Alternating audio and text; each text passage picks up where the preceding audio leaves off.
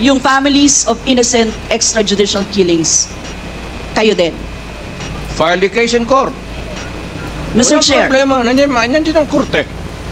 po Mr. Chair, alam niyo po ba kung ilan ang arrested sa mga drug operations at how much ang drug na na-seize nung time na yan? Ma'am, I was not notified in advance that I have to make an accounting for the arrested persons in Davao City. That is, I would not want to. That would not be a proper question. For Mr. a Chair, resource sabi person. niyo yung accomplishment report sa inyo yan. Accomplishment, yes. Accomplishment is another thing. But you see, to ask for the number of arrests or killings, that would be a stupid question.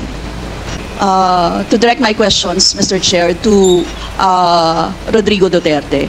Mr. Chair, noong October 28, sinabi ni dating Pangulong Duterte, under oath, sa harap ng Senado, and I quote, I and I alone take full legal responsibility sa lahat na nagawa ng mga pulis. Pursuant to my order, ako ang managot. At ako ang makulong, wag yung pulis na sumunod sa order ko. Ang tanong natin, Mr. Chair, the families of innocent extrajudicial killing victims are present. Yun po yung pinagsalita nyo kanina. So can the former president look them in the eyes and say once more that he takes full legal responsibility for the deaths of their loved ones, Mr. Chair?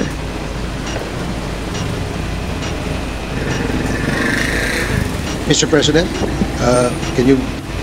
What's the question? What is the question?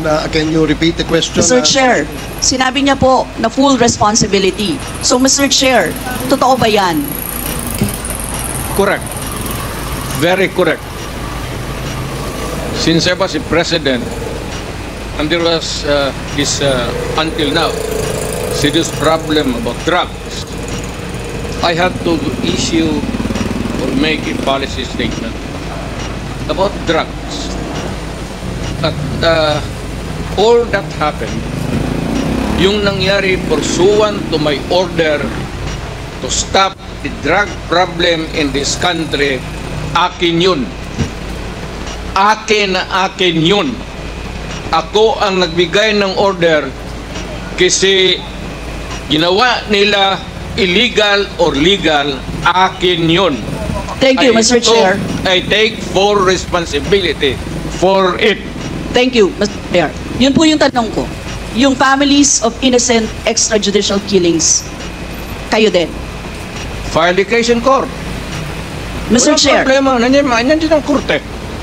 Yes, Mr. Chair. Second question ko. Responsable kayo kasi polisiya nyo yon. Kumbaga, tatak Duterte. Dahil polisiya nyo rin yan, tama ba? Sa Davao. Nung nasa Davao pa kayo. Tama ba na tawagin po itong Davao model or Davao style? Mr. Chair? I cannot control the semantics. Mr. Chair, yes or no? Davao style? Do not ask me to answer yes or no. You are not an investigator. Mr. Chair, tayo po ay nasa investigasyon kasalukuyan, Yes, Mr. but you Chair. are not an investigator. Why are you asking me to answer Mr. Chair, yes or no? tinatanong ko lang naman. Chair, point of Session order. suspended.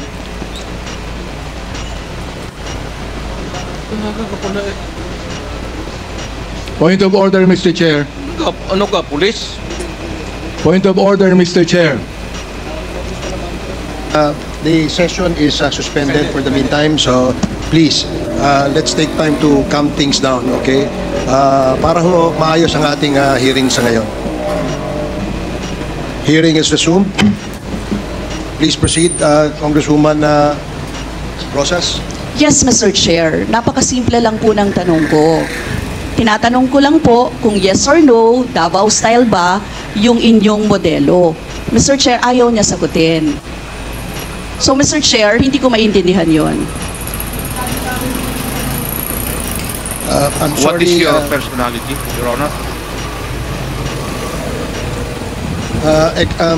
if I may, Secretary Bello, we normally, the committee does not allow the counsel of the witness to speak because the role of the counsel is limited only to counseling his client on his rights. Hanggang doon lamang po. But we cannot ask you to answer any questions that will be asked by any of the members. And that is what Thank you, is in Your the Honor. rules. Thank you, Your Honor. Actually, I'm not answering the question of Congresswoman Rosas, Your Honor. My point is, Your Honor, to allow the resource person to finish his answer. Okay, we will do that. Thank you, Attorney Bello. Thank you, Your Honor. Thank you. Congressman Brosas, maybe it is, perhaps the former president would like to elaborate on his answer. We may ask questions that is answerable by yes or no, and as much as possible, we would ask the resource person to say, only answer yes or no. But if he wishes to elaborate, and as long as it is germane and related to the answer to your question, we will allow that. But Yes. we will make it very, very short. Yes, Mr. Chair. Pwede namang mag-expound, Mr. Chair. Ang tinatanong ko lang, sa particular question na yun, maaari naman siyang sagutin ng yes or no. And then the explanation, Mr. Chair. Opo, opo. Mr. Do not control my answer, kung Your Honor. This is not an inquisition. This is a democratic process of investigation. Okay, thank you, Mr. President. Sana po, if there are questions that will be propounded by the members, hopefully, medyo, kung gusto po natin mag-elaborate, we will allow that, provided that kung maaari po sanang iksian lamang po natin, nang sa ganun, malinaw. And for the members who wish to ask questions that are answerable by yes or no, please make the questions very clear para ho masagot po ng yes or no, Your Honors. So I hope para ho maayos yung ating patakbo ng ating hearing sa ngayon. So please proceed, Congresswoman Brosas. Yes, Mr. Chair. Mr. Chair, ang tanong ko, sinasabi nyo rin na ang war on drugs ay talagang utos nyo. Diba? Pag sinabing war on drugs, Duterte yan. Sa inyo na nadikit yan. Unless, eto po, tanong na pwede nyo i-expound. May iba kayong gustong itawag doon? Meron po ba kayong gustong ibang itawag doon? Wala na po. Sabi ko, I assume full responsibility for whatever happened in the actions taken by the law enforcement agencies of this country to stop the drugs or the serious problem of the drugs affecting our people. Mr. Chair, next question. Nung naging mayor po kayo, sabi nyo naging safe ang Davao. Tama po ba? That would be that should be answered by a third person. I would not be answering that. It would be presumptuous of me to conclude. Hindi ako magsabi. I never said that Davao City was not publicly. Mr. Chair, as mayor, masasabi nyo na naging safe ang Davao sa panahon nyo? Talaga. Kasi Talaga. walang kriminal sa kalye, Talaga.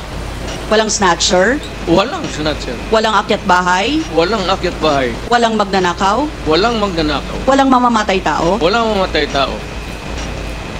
So yun po lahat? Yes. Oh. So walang mga kriminal o walang insidente ng kriminalidad. Bakit po? Merong mga incident, not totally.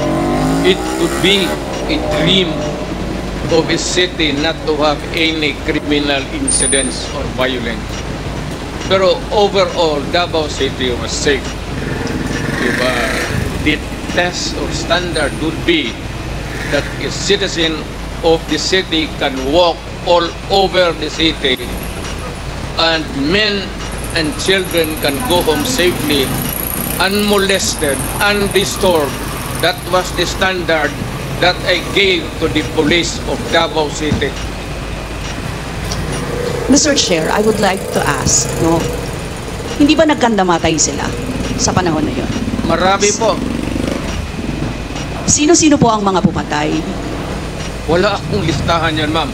We have to go to the... Tawag nito. Hindi ko bit-bit. Ang bit-bit ko lang ko yung... Hindi.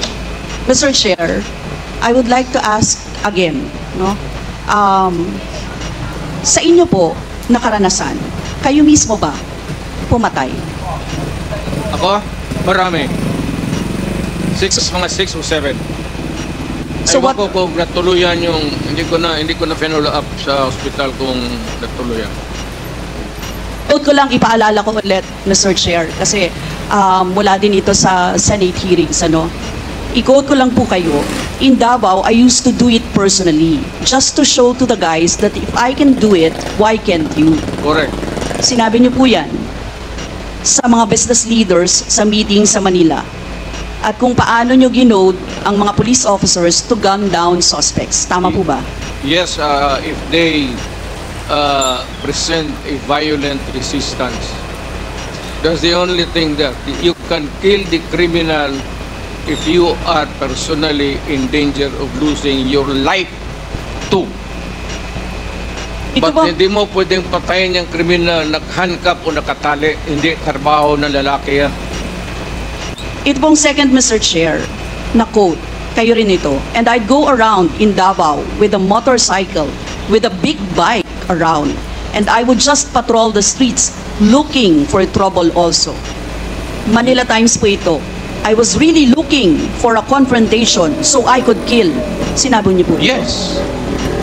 Nagdadasal po ako na nagmumumtor ako na may mag-hold upper dyan. At kung maabot na kita, talagang patayin kita. At kung basta kriminal ka, wala akong pasensya sa kriminal. Pagka lumaban, patayan.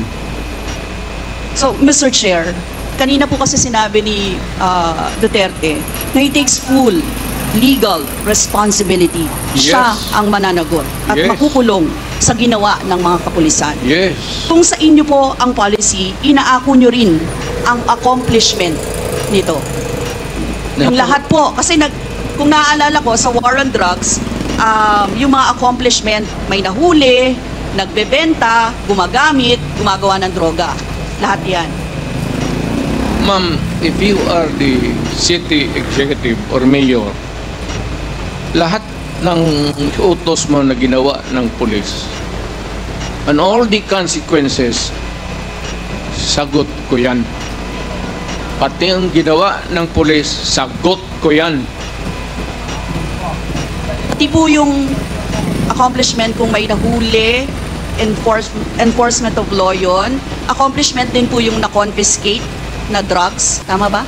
Lahat ng trabaho ng pulis, because you are the mayor, inutos mo yan, and the consequences, or sometimes they can, is an incident can go right and go wrong. Protektahan ko yung pulis kasi ako ang mayor. Hindi magtrabaho yung pulis, matakot yan kung hindi mo bakaban. So lahat ng trabaho ng pulis, nung ako'y mayor, for the longest time, akin yan. So, Mr. Chair, alam niyo po ba kung ilan ang arrested sa mga drug operations at how much ang drug na na-seize nung time na yan? Ma'am, I was not notified in advance that I have to make an accounting for the arrested persons in Davao City. That is, I would not want to. That would not be a proper question. For Mr. a Chair, resource sabi person. niyo yung accomplishment report sa inyo yan. Accomplishment, yes. Accomplishment is another thing. But you see, to ask for the number of arrests or killings, that would be a stupid question. Mr. Chair, sinabi po ninyo na aakuin nyo lahat. E di syempre may accounting din kayo, Mr. Chair. At kabisado nyo, kahit nga kabisado ninyo kung ilan ang hinuli, ilan ang pinatay, ilan. Dapat may accounting kayo, Mr. Chair. And I believe, Mr. Chair, noong 2017, correct me if I'm wrong, may President's Accomplishment Report kayo, Yes, Mr. ma'am. Chair. Tanungin kita, where were you the other day at 4 o'clock in the afternoon? Point of order, Mr. Chair. Ano nga sinabi ko? Yes, may I remind our resource person, Mr. President, maaari po ay wag po, iwasan po natin magtanong sa ating po mga membro. Please answer the questions lamang po at refrain from asking questions to the members of Congress. Yan po ang nakasaad sa ating rules. Please continue, Congresswoman Brosas. Thank you, Mr. Chair. I'm sure alam po yan, no, ng former President kasi siya ay naging miyembro din ng Kongreso, Mr. Chair. Yes. Yes, Mr. Chair, 2017 President Accomplishment Report meron, sinabi nyo rin naman. Ngayon, Mr. Chair, kung ganon, handang mag-cooperate ba ang dating Pangulo sa lahat ng investigations na gagawin, Mr. Chair? All investigations. What do you mean by lahat? How many investigations do you think that I have to participate? Point of order again, Mr. Chair. That's a 1 minute suspension. walang